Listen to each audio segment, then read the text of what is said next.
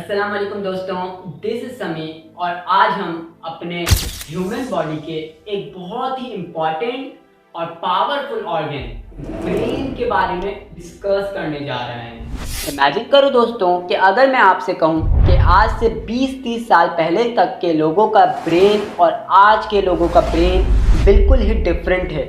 इनमें बिल्कुल भी सिमिलैरिटीज़ नज़र नहीं आती। पहले के लोगों का ब्रेन और उस ब्रेन की learning capability, focus, concentration power बहुत ज़्यादा हाई हुआ करती थी और आज के लोगों का ब्रेन बहुत ज़्यादा वीक हो चुका है। पहले के लोग पूरी की पूरी बुक याद कर लेते थे, वहीं आज के दौर के लोग बुक में मौजूद मेजर टॉपिक्स को भी भूल जाते हैं। दोस्तों, आपको ये जानकर बहुत ज़्यादा हैरानी होगी कि हमारा ब्रेन जो कि आज बहुत ज़्यादा वीक हो चुका है, इस सब का सबसे बड़ा रीज़न जो है वो हमारा फूड है। जी हाँ दोस्तों, आपने सही सुना कि रोज़ाना जो फूड्स हम कंज्यूम करते हैं, ऐसे पॉइजनस फूड्स की वजह से हमारा ब्रेन धीरे धीरे कमज़ोर हो रहा है। इनफैक्ट कि अगर हम इन फूड्स का ज़्यादा इस्तेमाल करते हैं तो हमारी कैद भी हो सकती है। तो आज हम बात करेंगे 5 ऐसे फूड्स के बारे में जिनको हम खाकर अपने ब्रेन को कमज़ोर बना रहे हैं, या फिर यूँ कह लो कि हम अपने मौत को गले लगा रहे हैं। तो चलिए बिना किसी और भी देरी के इस वीडियो को शुरू करते हैं।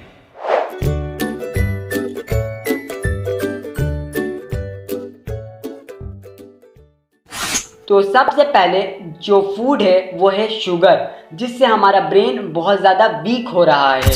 हाँ, तो सही सुना आपने, ये वही चीनी है जिसका इंटेक हम बहुत ज़्यादा करते हैं, चाहे वो चाय हो, कॉफ़ी हो, आइसक्रीम हो, चॉकलेट हो और किसी भी और किस्म का स्वीट्स हो। इन सारे फूड्स में भर भर के एडिड शुगर होता है, जो कि हमारे हेल्थ और हमारे ब्रेन के लिए बहुत ज़्यादा हार्मफुल है।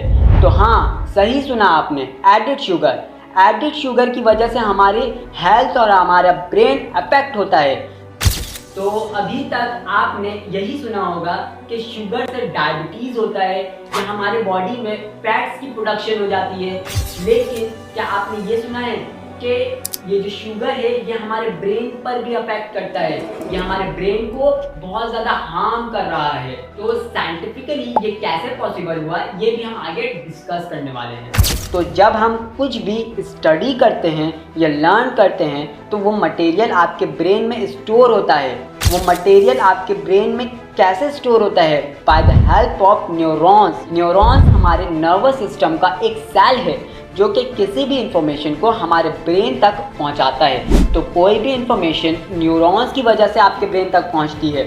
तो इन न्यूरॉन्स के अंदर एक न्यूरोट्रांसमीटर भी है जो कि किसी भी इंफॉर्मेशन को रेगुलेट करके, ये वायर की तरह होता है, यानी कि किसी भी एक पॉइंट से लेकर दूसरा जो पॉइंट होगा वो हमारा ब्रेन होगा, वहाँ तक ये इंफॉर्मेशन को पहुँचाने में काम आता है। न्यूरोट्रांसमीटर को ये एडिड शुगर बहुत ज़्यादा वीक बना रहा होता है, जिसकी वजह से अगर आप कुछ याद करते हो या कोई भी इंफॉर्मेशन को लर्न करने की कोशिश करते हो तो आपके ब्रेन तक वो इंफॉर्मेशन बहुत देर तक पहुँचता है। आपको अगर शुगर से रिलेटेड और भी कंटेंट देखना है तो आप इस वीडियो को चेकआउट कर सकते हैं, और इस टॉपिक से रिलेटेड और भी वेबसाइट्स के लिंक मैं डिस्क्रिप्शन में डाल दूंगा। तो जो दूसरा फूड है वो है कड़वे बादाम। तो जी हाँ, मैं कड़वे बादाम की बात कर रहा हूँ। बादाम तो हमारे ब्रेन के लिए बहुत ज़्यादा बेनिफिशियल है। डॉक्टर भी इसे रिकमेंड करते हैं कि आप बादाम खाएँ ताकि आपके ब्रेन की कंडीशन बेहतर हो सके। कड़वे बादाम हमारे ब्रेन के लिए और हमारे हेल्थ के लिए बिल्कुल भी ठीक नहीं है, बल्कि कड़वे बादाम खाने से हमारा ब्रेन बहुत ज़्यादा वीक हो जाता है। कड़वे बादाम के अंदर एक केमिकल मौजूद होता है जिसे हाइड्रोजन साइनाइड कहते हैं, जो कि हमारे हेल्थ के लिए बहुत ज़्यादा डेंजरस है और ये हमारे ब्रेन पर भी बहुत ज़्यादा अफेक्ट करती है। अगर हम 8 से 10 कड़वे बादाम एक साथ इंटेक कर लें तो इससे हमें ब्रीथिंग इश्यूज़ भी हो सकते हैं, या तो फिर हमारी डेथ भी हो सकती है। तो जो तीसरा फूड है वो है ग्रीन पोटैटो। ग्रीन पोटैटो जो कि हमारे ब्रेन को बहुत ज़्यादा वीक बना रहा है। जो आलू हमारे किचन में मौजूद होता है, सादा आलू, नॉर्मल आलू, वो हमारे हेल्थ के लिए बहुत ज़्यादा अच्छा होता है। बट मैं यहाँ बात कर रहा हूँ ग्रीन पोटैटो की। वो आलू जो कि साइड से हल्के हल्के से ग्रीन होने लगते हैं, وہ ہمارے ہیلتھ کے لیے اور ہمارے برین کے لیے بہت ہی زیادہ ہارمفل ہے۔ زیادہ گرین پوٹیٹوز کو کنزیوم کرنے سے آپ کی ہیلتھ کنڈیشن بہت زیادہ خراب ہو سکتی ہے، اور یا ہیڈ ایک اور بھی بہت کچھ بیماری کا سامنا کرنا پڑ سکتا ہے۔ اگر ہم نارمل پوٹیٹو کو سن لائٹ کے کانٹیکٹ میں 1 سے 2 دن چھوڑ دیں تو وہ آلو گرین کلر میں کنورٹ ہونے لگے گا، اور یہ گرین کلر آلو میں 2 پگمنٹس کی وجہ سے آتا ہے۔ ایک ہے کلوروفل اور دوسرا ہے سیلونین۔ کلوروفل تو سمپلی ہر پلانٹ میں ہی موجود ہوتا ہے، جو کہ فوٹوسنتھیسس کے پروسیس میں کام آتا ہے، جو کہ ہمارے ہیلتھ کے لیے بالکل بھی ڈینجرس نہیں ہے۔ جبکہ دوسرا جو کیمیکل ہے سولونین، یہ ہمارے برین کے لیے بہت زیادہ ہارمفل ہے، کیونکہ یہ نیورو ٹاکسک ہوتا ہے، یعنی کہ یہ ہمارے برین میں موجود نروس کو توڑتا ہے، جس کی وجہ سے ہمارے باڈی اور برین کا کنیکشن ٹوٹ جاتا ہے۔ تو اگر گرین پوٹیٹو ابھی بھی آپ کے کچن میں موجود ہے تو اسے پھینک دیں، کیونکہ یہ آپ کے برین کو ویک بنا رہا ہے، اور اگر ہم زیادہ سے زیادہ گرین پوٹیٹو کو کنزیوم کرنے لگتے ہیں تو یہ ہمیں دوسرے ہیلتھ ایشوز بھی دے سکتا ہے۔ تو آپ کو گرین پوٹیٹو کے بارے میں اور بھی جانکاری حاصل کرنی ہے تو آپ اس ویڈیو کو بھی چیک آؤٹ کر سکتے ہیں۔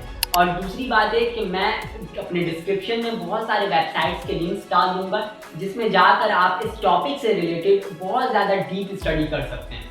جو چوتھا فوڈ ہے جو ہمارے برین کو، ہمارے ہیلتھ کے لیے بہت زیادہ ڈینجرس ہے، ہارمفل ہے، وہ ہے ایپل۔ آج کل مارکیٹ سیلر سیب کے اوپر کی کوٹنگ کو اور بھی شائنی بنانے کے لیے اس کے اوپر ویکس کا یوز کرتے ہیں، ویکس، موم۔ اور اگر آپ روزانہ سیب کھاتے ہو تو آپ کے ڈائجسٹو سسٹم کو یہ بہت زیادہ ہارم کر سکتا ہے، کیونکہ موم اتنا اچھے سے ڈائجسٹ نہیں ہوتا ہمارے ڈائجسٹو سسٹم کے، اور ساتھ میں بھی یہ ہمارے برین کو بھی یہ افیکٹ کر سکتا ہے۔ جو پانچویں چیز ہے، جو پانچواں فوڈ ہے جس کے بارے میں بات کر رہا ہوں، وہ کڑوے لوکی کا جوس ہے۔ اگر ہم زیادہ کڑوے لوکی کے جوس کو کنزیوم کر لیتے ہیں تو ہماری ڈیتھ بھی ہو سکتی ہے۔ تو ایسے ہی اور بھی ویڈیوز کو دیکھنے کے لیے ہمارے چینل کو سبسکرائب کر دیے، اور یہ ویڈیو اچھی لگی ہو تو اسے لائک کریے گا۔ ملتے ہیں ایک نئے ویڈیو کے ساتھ، جب تک کے لیے آپ اپنا خیال رکھیے، مجھے دعا میں یاد رکھیے گا۔ انٹل نیکسٹ ٹائم، اللہ حافظ۔